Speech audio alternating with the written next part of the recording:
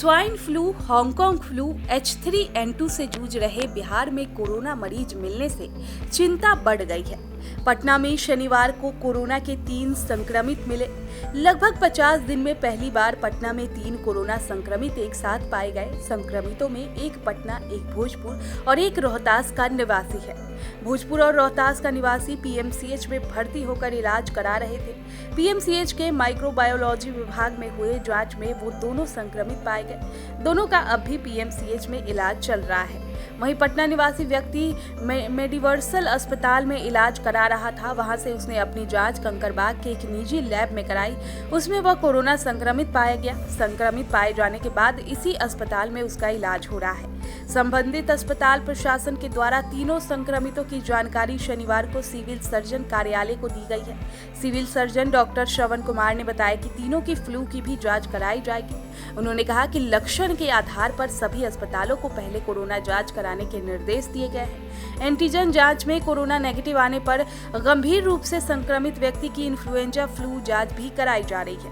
इधर पीएमसीएच के प्राचार्य डॉक्टर बीपी चौधरी ने बताया कि कोरोना को लेकर घर हो अथवा अस्पताल, लोग सावधानी जरूर बरतें। दीक्षांत एडुटेक लाया है दीक्षांत ई लर्निंग ऐप। बने दीक्षांत का चैनल पार्टनर और अर्न करे लाखों रुपए प्रति महीने।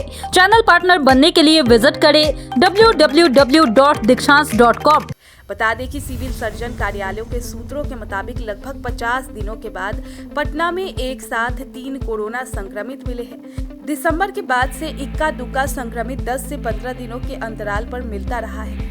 सभी सामान्य ओमिक्रॉन जैसे ही लक्षण मिल रहे हैं। पटना में स्वाइन फ्लू से अब तक 4 और हांगकांग फ्लू के 2 संक्रमित मिल चुके हैं। इस कारण अस्पतालों में इन्फ्लुएंजा प्रोटोकॉल भी लागू किया गया है। पीएमसीएच और IGIMS जैसे अस्पतालों के प्रमुख विभागों में बिना मास्क की एंट्री बंद है। स्वाइन फ्लू, हांगकांग फ्लू के बीच कोरोना के एक साथ 3 मामले मिलने के बाद स्वास्थ्य महकमे की चुनौती अब बढ़ गई है।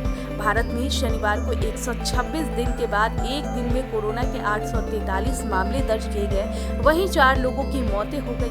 केंद्रीय स्वास्थ्य मंत्रालय ने ये जानकारी दी। इस बीच देश में 76 नमूनों के कोरोना वायरस के XBB 1.16 स्वरूप में संक्रमित होने की पुष्टि हुई है। एम्स के पूर्व निदेशक डॉक्टर रणदीप गुलेरिया ने कहा कि कोरोना मामलों में वृद्धि की वजह XBB 1.16 हो सकता है, जबकि इन्फ्लुएंजा के मामले H3N2 के कारण है। ज्यादातर मामले गंभीर प्रकृति के नहीं है, इसीलिए अभी घबराने या डरने की बात नहीं है।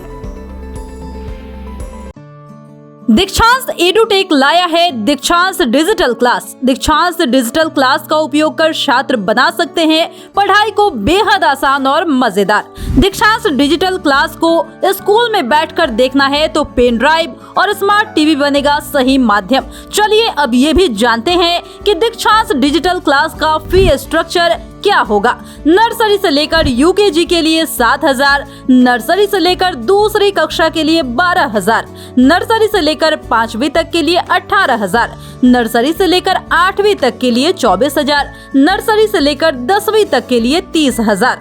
अगर आपको डेमो करना है तो उसके लिए आप दीक्षांत डिजिटल क्लास के YouTube चैनल को विजिट कर सकते हैं।